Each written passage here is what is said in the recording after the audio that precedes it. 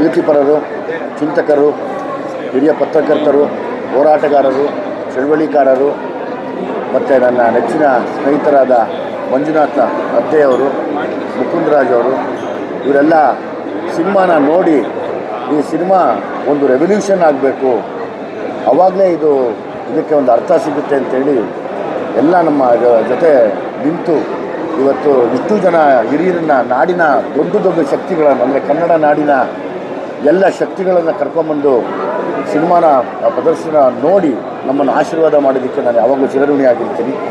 ಹಾಗಾಗಿ ತುಂಬ thank you very much sir. ಈಗ ಹೊಸದಾಗಿ ಒಂದು ಸುದ್ದಿ, ಪಾರಂಜಿತ್ ಸರ್ ಕಡೆಯಿಂದ, ಅವರ ಟೀಮ್ ಕಡೆಯಿಂದ ಫೋನ್ ಬಂದಿದೆ. ಅವ್ರು ಬಂದು ಸಿನಿಮಾ ನೋಡೋದು, ಕಾರ್ಯಕ್ರಮ ಶುರುವಾಗುತ್ತೆ. ಮೋಸ್ಟ್ಲಿ ವೆರಿ ಶಾರ್ಟ್ಲಿ ಬರುತ್ತೆ, ಅದು ಇಷ್ಟರಲ್ಲೇ ಬರ್ತಾರೆ ಅವರು. ಮತ್ತು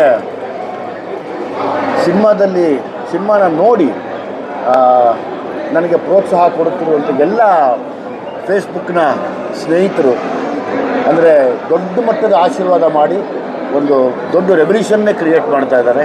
ಹಾಗಾಗಿ ನಾನು ಅವ್ರಿಗೆ ಚಿರಋಣಿಯಾಗಿರ್ತೀನಿ. ಸದಾ ಈ ಥರದ ಒಂದು ಕಥೆಗಳು ಮಾಡೋಕ್ಕೆ ಯಾವಾಗಲೂ ನಾನೊಬ್ಬ ಮುಂದೆ ನಿಂತ್ಕೋತೀನಿ. ನಾನು ಅದ್ರ ಬಗ್ಗೆ ಯೋಚನೆ ಇದರಿಂದ ಏನಾಗುತ್ತೆ ಅಂತ ಯೋಚನೆ ಮಾಡಲ್ಲ. ಒಳ್ಳೆಯ ವಿಷಯ ಇದ್ದಾಗ ನಾನು ನನ್ನ ಗುಣಮಟ್ಟನ ಯೋಚನೆ ಮಾಡಿದಿರ ನ್ಯಾಯ ಏನು, ಸಮಾನತೆ ಏನು, ಅದನ್ನು ಮಾತ್ರ ಯಾವಾಗಲೂ ಯೋಚನೆ ಮಾಡ್ತಾ ಹೋರಾಡೋ ಅಂಥ ವ್ಯಕ್ತಿ ನಾನು. ಸೊ ಹಾಗಾಗಿ ನನಗೆ ಯಾರಿಗೂ ಹೆದರಿಕೆಯೂ ಇಲ್ಲ. ಈ ಥರದ ಕಥೆಗಳನ್ನ ಮಾಡೋದಕ್ಕೆ ಇನ್ನೂ ಮನಸ್ಸು ಮಾಡಿದ್ದೀನಿ. ಅದಕ್ಕೆ ತಾವೆಲ್ಲ ದಾರಿದೀಪ ಆಗಿದ್ದೀರಾ, ತಾವೆಲ್ಲರೂ ಸೇರಿ ದಾರಿದೀಪ ಆಗಿದ್ದೀರಾ, ಅದಕ್ಕೆ ನಾನು ಖುಷಿಯಾಗಿದ್ದೀನಿ. ಒಂದು ಒಳ್ಳೆ ಟೈಮಲ್ಲಿ ಸಿನಿಮಾ ರಿಲೀಸ್ ಆಗಿರುವಂಥದ್ದು, ಒಂದು ವರ್ಗ ಅಂದರೆ ಸಂವಿಧಾನ ಆಶಯವನ್ನು ತುಳಿಯುವಂಥ ಕೆಲಸ ಮಾಡ್ತಿರೋಂಥ ಸಂದರ್ಭದಲ್ಲಿ ಅದನ್ನು ಎಚ್ಚರಿಸುವಂಥ ಕೆಲಸ ನೀವು ಮಾಡ್ತಾರೆ ಈ ಸಿನಿಮಾ ಮೂಲಕ ಆಗಿರೋದು. ಹೌದು, ಅಂದರೆ ಕೆಲವರಿಗೆ ಪಾಪ ಇದು ಇಷ್ಟ ಆಗ್ತಾ ಇಲ್ಲ, ಆದರೆ ಅವ್ರಿಗೆ ಗೊತ್ತಿಲ್ಲ. ಎಲ್ಲರ ಮನೆಯಲ್ಲೂ ಬಡವರಿದ್ದಾರೆ, ಎಲ್ಲರ ಮನೆಯಲ್ಲೂ ಕಷ್ಟ ಇದೆ, ಎಲ್ಲರ ಮನೆಯಲ್ಲೂ ಶೋಷಣೆ ಇದೆ, ಎಲ್ಲ ವರ್ಗಗಳಲ್ಲಿ ಶೋಷಿತರಿದ್ದಾರೆ. ಶೋಷಿತರು ಅಂದರೆ ಪ್ರತ್ಯೇಕ ವರ್ಗಕ್ಕಲ್ಲ, ಎಲ್ಲ ಧರ್ಮದಲ್ಲೂ ಎಲ್ಲ ವರ್ಗದಲ್ಲೂ ಶೋಷಿತರ ಪರವಾಗಿ ನಿಲ್ಲುವಂಥ ಒಂದು ಕಥೆನ ಮಾಡಿದ್ದೀನಿ ಅಂತ ಅವ್ರಿಗೆ ಬಹುಶಃ ಒಳಗೆ ಬರದೇ ಇರೋದ್ರಿಂದ ಅವ್ರಿಗೆ ಆ ಥರ ಪ್ರಯತ್ನಗಳು ಮಾಡ್ತಾ ಇದ್ದಾರೆ. ಸೊ ಹಾಗಾಗಿರಲಿ, ನಾವು ಅವ್ರಿಗೆ ಧನ್ಯವಾದ ಹೇಳೋಣ.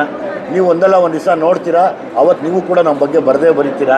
ನಾವು ಯಾರನ್ನು ಎದುರಾಕೊಳ್ಳೋಕ್ಕೋ ಅಥವಾ ಯಾರ ಮೇಲೋ ಮುನಿಸ್ಕೊಳ್ಳೋಕ್ಕೋ ಇದನ್ನು ಮಾಡ್ತಾ ಇಲ್ಲ. ನಾವು ಮಾಡ್ತಾ ಇರೋ ಹೋರಾಟ ಸಂವಿಧಾನ ಮತ್ತು ಸಮಾನತೆ, ಅದನ್ನು ಬರೆದಂಥ ತಂದೆ ಬಾಬಾ ಸಾಹೇಬ್ ಅಂಬೇಡ್ಕರ್ ಅವರು. ಅದನ್ನೇ ಹೇಳ್ತಾ ಇದ್ದೀನಿ ಅಷ್ಟೇ. ನಾನು ಅದನ್ನು ಹೇಳೋಕ್ಕೆ ನಾನು ಎದೆ ತಟ್ಕೊಂಡು ಉಸಿರು ಇರೋವರೆಗೂ ಹೇಳ್ತಿರ್ತೀನಿ ನಾನು. ಹೌದು, ನಾನು ಸಂವಿಧಾನಕ್ಕೆ ತಲೆ ಬಾಗಿಸ್ಬೇಕು ಅಂತ. ಆ ನಿಟ್ಟಿನಲ್ಲಿ ನಾವು ಕಥೆ ಮಾಡಿದ್ದೀವಿ ಹೊರತು ಇನ್ಯಾರಿಗೋ ಪ್ರಚೋದನೆ ಮಾಡೋಕ್ಕೋ, ಇನ್ನೊಬ್ಬರನ್ನ ತುಳಿಯೋಕ್ಕೋ, ಇನ್ನೊಬ್ರಿಗೆ ಇದು ಮಾಡೋಕ್ಕೋ ನಾವು ಅದನ್ನು ಯಾವತ್ತೂ ಯೋಚನೆ ಮಾಡಿಲ್ಲ, ಮಾಡೋದು ಇಲ್ಲ. ನಮ್ಗೆ ಅದು ಬೇಕಾಗೂ ಇಲ್ಲ ಯಾವತ್ತೂ.